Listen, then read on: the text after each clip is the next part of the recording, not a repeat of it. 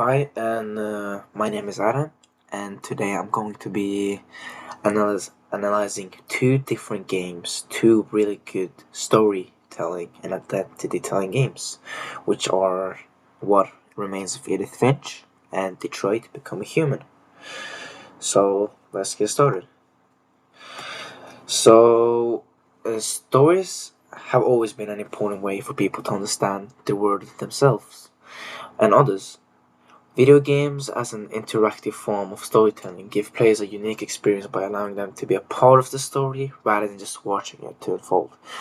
In this video essay, I will examine two video games, which are What Remains of Edith Finch, Detroit Become Human, and analyze how they use atmosphere, visuals, narrative, and gameplay to tell their stories and explore identity. But first, I will discuss What Remains of Edith Finch, a game that focuses on a single family tragic history and tells its story in a very creative way. Then I will look at then my bad. Then I will look at Detroit Become a Human, a game that explores the lives of androids who struggle with human emotions and rights. After analyzing both games individually, I will compare them to see how they approach storytelling and the theme of the identity in different ways. And finally, I will reflect on what these games can teach us about storytelling and identity in video games. So let's start with the first game. Why is it not working? Okay. What Remains of Edith Finch? A story about family and fate. Yeah. So on the picture, as you can see here on this slide, this is Edith. There was like you couldn't on the game you could not see her face, so this is the only drawing we have of her or any clue of her. That's the only thing we have. And so since we're gonna go start what Remains of Edith Finch is a first-person narrative adventure game developed by Giant Sparrow.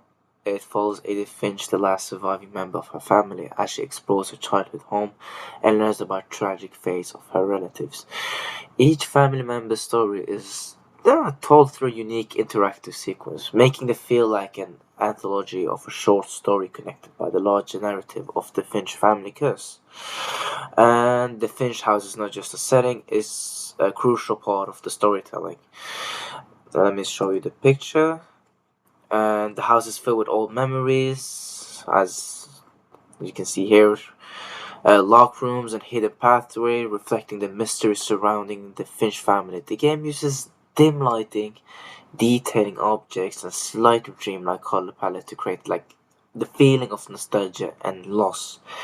The sound design, including soft background music, ambient noises, cracking wood, and distant waves, add to the immersive atmosphere. I was trying to add a video into this, but messed it up.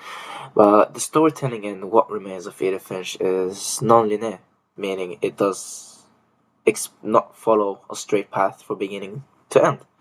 Instead, players discover the story by exploring the house and interacting with the different objects themselves. By themselves. Each family member's story is presented in a different way. For example, Louis' story is told through a combination of performing repetitive tasks and escaping into a vivid fantasy world, which represents his struggles with reality. The game does not explicitly tell the players what to think, but instead lets them piece together the family's tragic history on their own. So here, as you can see, that was when you played as Louis. He was a fish, working at a fish factory. You could say, I don't know, he was in his own dimension. He was pretty much in two realities, one in his fantasy and one in real life. So he was more in his fantasy to escape the reality. That's unlike traditional games that have combat or puzzles, What Remains of Edith Finch focus on storytelling to unique interactive sequence. Each story segment has different mechanics, such as controlling cat. I don't remember the here on the photo you can see you were a cat. After you chase that bird and you fall down, you turn into an owl, I think, and after owl it was a shark. So it was like really weird mechanics, but it was not hard to like move. And what more was it? Yeah, jumping through trees, guiding camera in a comic book. That was like when, yeah, guiding a camera in a comic book, controlling babies, right? Yeah, this scene where the boyfriend was hiding in the basement in the fridge, pretending, yeah, trying to scare his girlfriend. So, and then the baby, of course, that controlled the frog and ended up, of course, pretty much killing himself. And then I would, yeah. So these mechanics make each story feel personal and immersive, allowing the players to to experience the emotions of the characters firsthand. Like that's in my opinion. So let's talk about the game Detroit Become a Human, a story about choices and identity. So, Detroit Become a Human is an interactive drama and action adventure game developed by Quantic Dream. The game is set in a futuristic world where androids serve humans, but some of them begin to develop emotions, questioning their existence. The story follows three main characters, which is Connor, Kara, and Marcus, who each have their own journeys or self-discovery, rebellion, and moral dilemmas. The world of Detroit becomes the game is a very different from what remains of Edith Finch. Instead of a personal, family-focused setting, Detroit presents a large futuristic city with advanced technology. Okay, those are the characters. So, on the right we have Connor, in the middle we have Marcus, and on the left we have Kara. And uh, yeah, advanced technology, bright neon lights, and modern architecture. So the game's realistic graphics create an immersive and believable world. Each character has a unique theme reflected in a visual and music.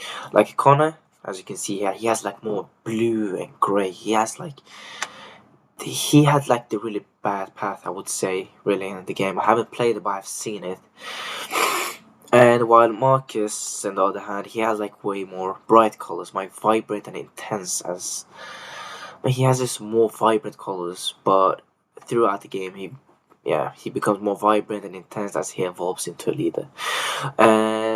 But the music also plays an important role in the setting, the top.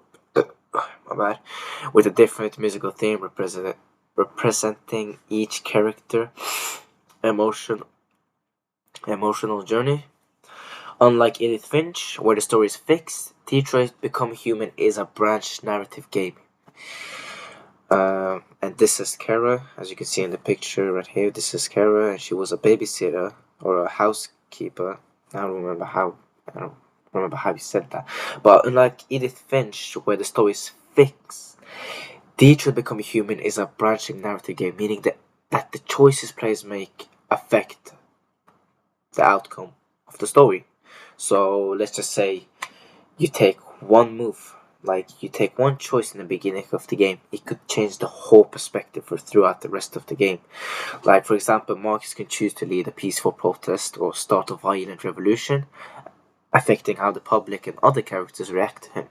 Kara's story is deeply emotional, focusing on her role as a caretaker, for a young girl, which is Alice, and her journey to find safety. Connor, an Andrew detective, struggles with his programmed duty versus his growing sense of free will. The game constantly forces players to make difficult decisions which impact the relationships and fates of the characters. As you can see here, here you have decisions to make. Either trust, of course, the guy holding the gun has told Connor something, and he has an option to last chance, trust, rational, or bluff. So as you can see up right next to the, I don't know if his name is Deviant, but as you can see in the picture, 82% probability of success. So the choices you make has an impact of what's going to happen later in the game or for the next move in the game. So what you choose it's in your fault. It's in your hands. So if a player complains about that and fails the mission, but it was all your fault because you were the one who was constantly making this choice. So the gameplay in this, like the gameplay in Detroit Become Human, relies on exploration, dialogue, choices, and quick time events. Like sometimes, as you can see there in the picture, or in this one, they can happen quick time events where you actually have to be focused to any occasion that's gonna happen. As you can see there, you have to be pressing very fast on this O button. It's on PlayStation O. Like you gotta press it to, as you can see, mash. So yeah, so players interact with the environment, gather clues, and make decisions that shapes the story. The game gives a sense of agency, making the player feel responsible for the character destinies. Unlike what remains of Edith Finch, which is more passive and focuses on observing stories, while Detroit places the consequences. So, if we would come to comparing these games, like between What Remains of Edith Finch and Detroit Become Human, um, so Edith Finch uses a personal, intimate setting to create an emotional connection, while Detroit presents a grand, futuristic world with complex societal issues. One focuses on nostalgia and memory, while the other explores progress and technology. And Edith Finch tells a single linear story with different perspectives, while Detroit offers a branching story where the player's choices determine the outcome. This highlights two different ways of storytelling in video games: passive observation versus active decision making. Both of them making really good for a storytelling game.